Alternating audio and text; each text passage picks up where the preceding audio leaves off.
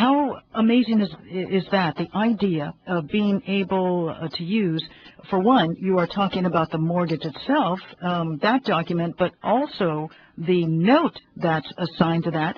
I was wondering why you would use habeas corpus versus just regular discovery when it comes to finding that. The reason why I suggest doing habeas corpus, many times when people get into situations in court cases where there's discovery trying to be made and so forth, they get railroaded. Now, habeas corpus is guaranteed under the Magna Carta, has been historical ever since. It is a privilege that which cannot be abrogated only in the times of war or insurrection. So we're not at war. We haven't been in war since World War II. We've been involved in police actions. There is no insurrection going on in the United States, so that the writ for habeas corpus could be suspended. So again, it's probably the most powerful way to get that information rather than discovery or even subpoena duces tecum. So I'm suggesting that habeas corpus is the first thing that ought to be done, and it should be done in a state court. Don't try to take the habeas into the Fed, because you just run into problems, because the Fed is completely colorable law. But in the state, you have judges, magistrates, and so forth that have oath of office. They have sworn, certain oaths to the Constitution of the state and of the United States and so forth. So that is the appropriate place to take these habeas, and especially the way that I write these habeas, which I'll give examples of at the seminar. I write a habeas without any kind of color in it at all. Tell us about that statement, sir, that the federal courts are colorable law. What's that mean? Well, it goes back to the subject matter that can be considered in a state court versus the subject matter that can be considered in a federal court. A state court has jurisdiction over the thing, and the federal courts are actually involved in the amount of the thing. For instance, if you remove something into the federal court over which they have no subject matter jurisdiction, the only question that the Fed is really looking at is the amount that's involved. And so, if you're going to do a habeas and request the production of a thing, such as a promissory note, then the state would be the appropriate place to file this habeas. So I'm suggesting that that's the way that it ought to be done. What's colorable mean in this context? The word colorable refers to fiction.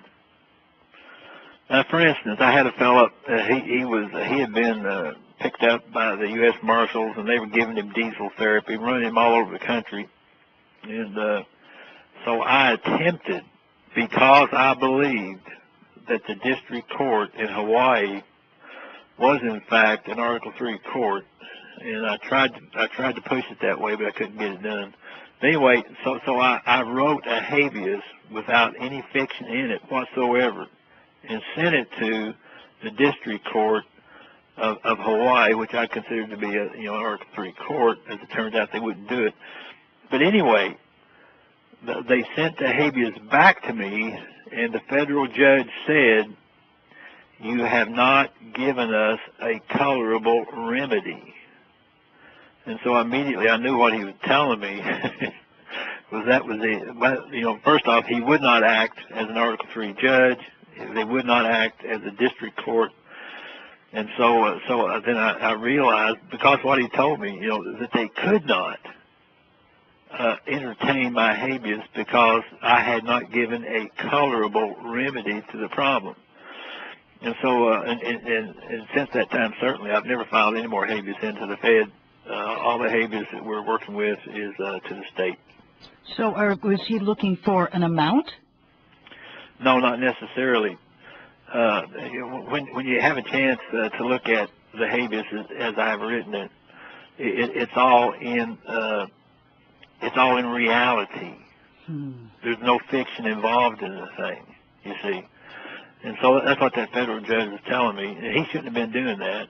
I mean, I sent it to the United States I sent it to the District Court of the United States at the appropriate address of the Article III court, and it got intercepted by the clerk. And so, I mean, I couldn't go over there and argue with him. And so, but anyway, I give that as an example because you asked about what colorable meant. But what was he looking for? What is the fiction then? What did he expect to see in that document that wasn't there? Well, he was looking for a colorable remedy. What does that mean? He was looking for a way out. Because the way the thing was written, in essence, if he had to consider that habeas the way that I wrote it, without any color in it, he was going to have to send somebody out to arrest the people who had abducted the man. Yes, yes. And so he didn't want to do that. And so he wrote back and said, "Hey, you didn't give me anything to do here, buddy." Oh. Because I'm a federal judge. And so, in essence, that's what he was saying. So in the seminar, certainly I'll be pointing out, certainly with the habeas as we're doing it here, it needs to be brought to a judge of oath in office.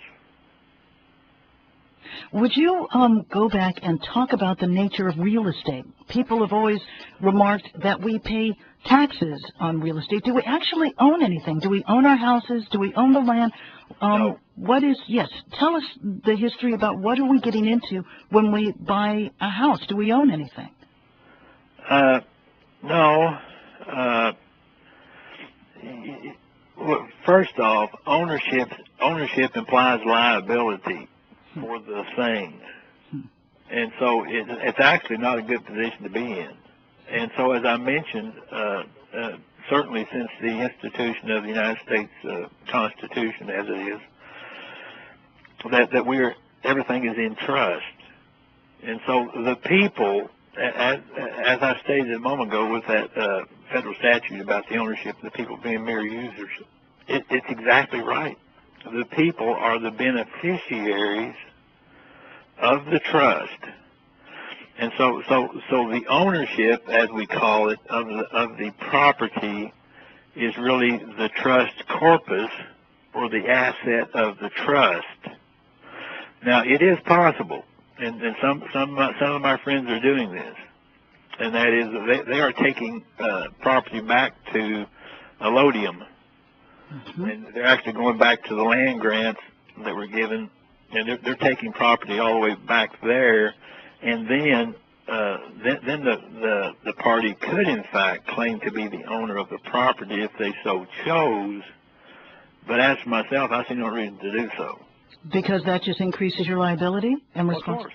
Meaning that you have to take care of the sewage system, you have to take care of the clearing. Yep. So there are some benefits to having a fictional straw man wrapped into the system. Oh yeah. Oh yeah. And that isn't something that you feel there needs to be a remedy for. You just need to be more effective. There's more power in the law than outside it.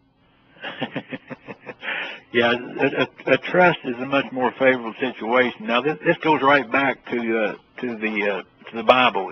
If it's okay, I'll give some analogies. Do it. Yes, sir. That might be instructive. Yes. The King James Version, a lot of people don't understand King James. King James Version was written and translated at the insistence of the secret societies of Europe. It is not the Geneva Bible, but it was written and translated specifically for commerce. The main translator, the man who oversaw the translation of the King James, was a man named Robert Flood. Robert Flood was a successor of John Dee, by the way, who was the original 007. Anyway, Robert Flood was the successor of John Dee, who was the Grand Master of the Priory of Zion. Yes. Oh. And so in England, the Priory of Zion in England or in France? That's in Europe. In Europe, very good. Yeah.